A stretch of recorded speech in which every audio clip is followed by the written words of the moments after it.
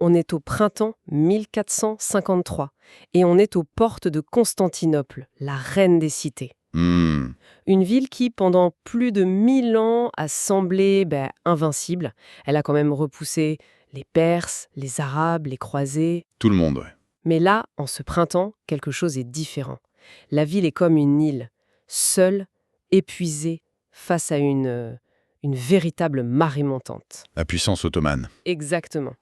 L'idée aujourd'hui, c'est vraiment de disséquer ce moment, de comprendre comment et surtout pourquoi ce bastion, ce dernier vestige de l'Empire romain, a fini par tomber. Et c'est essentiel de planter le décor parce que c'est un vrai choc de deux mondes. Ah oui, D'un côté, on a l'Empire byzantin qui, en fait, n'est plus que l'ombre de lui-même, c'est juste sa capitale, Constantinople, quelques îles, un bout de territoire en Grèce, c'est tout. c'est tout. Et de l'autre, l'Empire ottoman, mené par un sultan de 21 ans, Mehmed II, qui est d'une ambition redoutable. Et le plus tragique, c'est qu'en 1453, la question, c'est plus de savoir si la ville va tomber, C'est quand? c'est comment et quand le coup de grâce va être porté. C'est l'image d'un colosse au pied d'argile. Parlons de la ville elle-même. Dans notre imaginaire, Constantinople, c'est la splendeur, l'or, les coupoles. Mais la réalité de 1453 est bien plus sombre, non? Ah oui, c'est presque une ville fantôme. À son apogée, on parle peut-être d'un demi-million d'habitants. Là, en 1453, on peine à en trouver 50 000. C'est une chute énorme. Colossal. Les chroniqueurs de l'époque y décrivent des quartiers entiers en ruine, des forums abandonnés, on cultive même des champs et des vergers à l'intérieur des murailles. Incroyable. C'est une métropole conçue pour une population immense qui est devenue une coquille à moitié vide. Et ça, stratégiquement, c'est un vrai problème. J'imagine. Qui dit grande ville dit... Longue muraille à défendre. Exactement. On parle des fameuses murailles de Théodose. C'était la meilleure défense du monde pendant 1000 ans. Une triple ligne de remparts, un fossé, c'était quasi imprenable. Mais en 1453, elles sont vieilles, fissurées par des tremblements de terre, et surtout, le problème est mathématique. Vous avez 22 kilomètres de remparts à tenir, avec à peine 7000 ou 8000 hommes. C'est mission impossible. C'est ça. Chaque défenseur doit couvrir une portion de mur immense.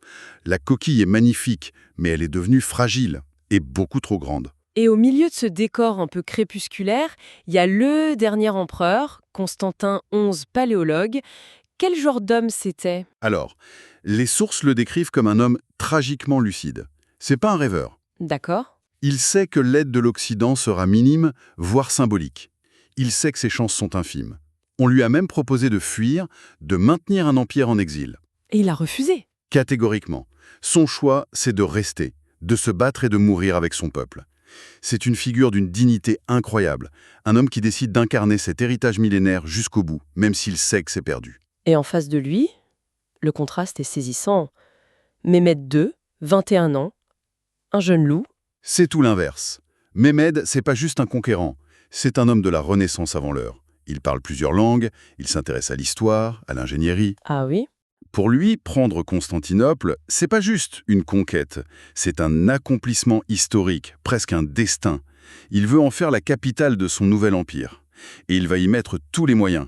Sa préparation est quasi industrielle. C'est-à-dire? Dès 1452, il fait construire cette immense forteresse, Rumeli-Hisari, sur le Bosphore.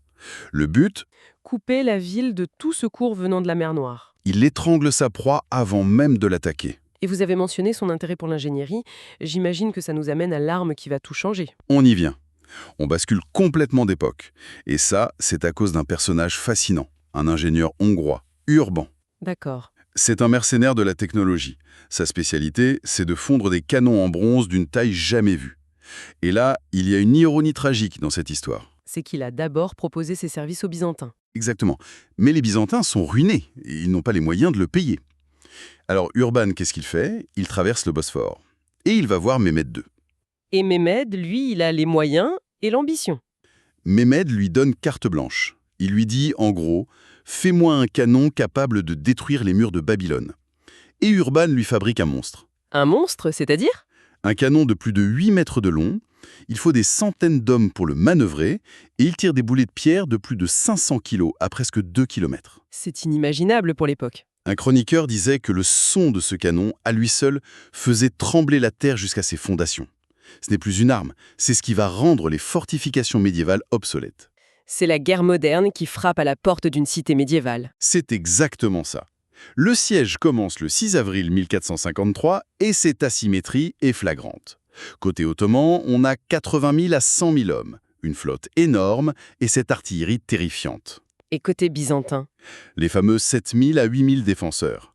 Un mélange de Grecs, de Vénitiens, de Génois, mené par un soldat de fortune exceptionnel, Giovanni Giustiniani Longo. Lui, ça va être l'âme de la défense. Mais comment on résiste à ça? Le choc psychologique a dû être terrible. Ces murs qui ont tenu 1000 ans et qui soudain s'effritent. C'est une guerre d'usure. Jour et nuit, les canons martèlent les mêmes sections des remparts. L'impact psychologique est peut-être pire que la destruction physique. Les défenseurs passent leur journée à repousser les assauts et leur nuit à essayer de colmater les brèches avec des tonneaux de terre, des poutres, ce qu'ils trouvent. L'épuisement total. Épuisement, le bruit incessant. C'est l'arme principale de Mehmed. Et pourtant, il y a eu une lueur d'espoir. Un moment où ils ont dû y croire. Oui, le 20 avril, le miracle naval. 4 navires chrétiens, chargés de blé, de renforts, arrivent devant la ville. Toute la flotte ottomane se lance sur eux. Et contre toute attente, les 4 navires forcent le blocus et entrent dans le port de la Corne d'Or. Depuis les remparts, c'est une explosion de joie. On raconte que Mehmed, fou de rage, a éperonné son cheval dans la mer en hurlant sur son amiral. Il l'a fait exécuter d'ailleurs. Oui, peu après. Cette humiliation était insupportable pour lui. Donc pendant un instant, le vent semble tourner. Oui, mais Mehmed va répondre par un coup de génie stratégique qui va anéantir le moral des défenseurs. Qu'est-ce qu'il fait? Le port de la Corne d'Or, il est protégé par une immense chaîne qui en bloque l'entrée. C'est le sanctuaire de la ville. Et puisque Mehmed ne peut pas passer par la mer, il va faire passer ses navires par la terre. Pardon? Comment ça, par la terre? C'est hallucinant. Il fait construire une route de plusieurs kilomètres en rondins de bois graissés sur la colline. Et en une seule nuit, avec des milliers d'hommes, il fait littéralement glisser 70 de ses navires par-dessus la colline pour les remettre à l'eau de l'autre côté de la chaîne. Dans le port? Dans le port. Imaginez le réveil des Byzantins. Ils se lèvent et ils voient la flotte ennemie dans leur havre, leur dernier refuge. Le choc est absolu. C'est une démonstration de puissance totale. C'est ça. Militairement, c'est pas décisif, mais psychologiquement, c'est le coup de grâce. Les défenseurs doivent encore étirer leur maigre force. Le piège vient de se refermer complètement. On arrive donc à la fin, la nuit du 28 au 29 mai. L'ambiance devait être surréaliste. C'est une atmosphère de fin du monde. Tout le monde sait que l'assaut final est pour l'aube. Les cloches sonnent, il y a une dernière procession. Et le soir, cette scène incroyable dans la basilique Sainte-Sophie. Ou catholiques et orthodoxes qui se déchiraient, pris ensemble. Une dernière fois, un moment d'unité tragique. Pendant ce temps, Constantin XI rassemble ses hommes pour un dernier discours, avant d'aller lui-même prendre sa place sur les remparts, comme un simple soldat. Et l'assaut est lancé? À l'aube. Et Mehmed a un plan très précis. 3 vagues successives pour épuiser les défenseurs. D'abord les irréguliers, pour fatiguer, puis les troupes anatoliennes. Les défenseurs tiennent bon, mais ils sont à bout. Et c'est là qu'il envoie l'élite. Les janissaires. Frais, disciplinés, ils montent à l'assaut en silence. La pression est maximale, mais les murs tiennent encore.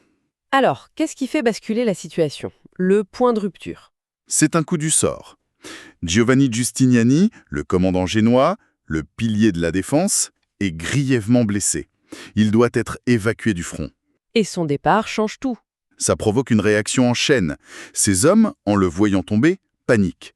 Le moral, qui reposait presque entièrement sur lui, s'effondre en quelques secondes. Une brèche s'ouvre et les janissaires s'y engouffrent. Et c'est là qu'intervient la fameuse légende de la porte Carcoporta, non? Cette petite porte laissée ouverte. Oui, la légende dit qu'un petit groupe d'Ottomans l'a trouvé, s'est infiltré et a hissé le drapeau sur une tour, créant la panique. Est-ce la cause de la défaite ou une conséquence du chaos ambiant? Difficile à dire. On cherche souvent une explication simple pour un désastre. Exactement. Et au même moment, Constantin, voyant que tout est perdu, aurait retiré ses insignes impériaux pour se jeter dans la mêlée. Son corps n'a jamais été formellement identifié. La ville est prise, c'est la fin. L'impact a dû être immense. Une onde de choc planétaire. Pour l'Empire ottoman, c'est la consécration. Ils deviennent superpuissance. Pour le monde chrétien, c'est un traumatisme profond. Le bouclier de la chrétienté à l'Est vient de voler en éclats. Et Mehmed, qu'on appelle maintenant le Conquérant, entre dans sa nouvelle capitale. Oui, dans l'après-midi.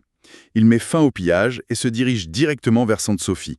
Geste symbolique très fort. Il la transforme en mosquée. Immédiatement. Un muéin monte et récite la prière. C'est le signal visible du changement de monde. Constantinople n'est plus, vive Istanbul. Et c'est un tel tournant que beaucoup d'historiens y voient la fin du Moyen-Âge. Oui, symboliquement. Mais c'est aussi paradoxalement un commencement. La chute de la ville provoque un exode de savants byzantins vers l'Italie. Ils emportent avec eux des manuscrits grecs, des connaissances oubliées en Occident. Et ça va nourrir la Renaissance. C'est l'un de ses carburants les plus puissants. C'est comme si Byzance, en mourant, transmettait son héritage à l'Europe. Une sorte de supernova culturelle. On peut même se dire que la route vers l'Asie étant coupée, ça a poussé les Européens à chercher ailleurs. C'est une théorie, oui. Ça a sans doute contribué à accélérer cette quête de nouvelles routes vers l'Ouest. La fin d'un monde à l'Est qui précipite la découverte d'un nouveau monde à l'Ouest. Donc, pour résumer, c'est la fin d'un monde, l'aboutissement d'un long déclin face à une puissance supérieure en nombre et en technologie. C'est la fin de l'empire politique, oui. Mais l'héritage, lui, ne meurt pas.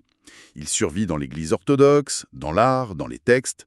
Byzance survit culturellement bien après 1453. Et il y a cette légende, pour finir, qui illustre ça parfaitement. On raconte que l'empereur Constantin ne serait pas mort, qu'il aurait été changé en statue de marbre, caché dans les murs, et qu'il attendrait de se réveiller pour reprendre la ville. Le roi endormi? Exactement. Et ça soulève une question fascinante. Quand un empire meurt, qu'est-ce qui survit vraiment? Des pierres? Des frontières? Ou une histoire qu'on continue de se raconter?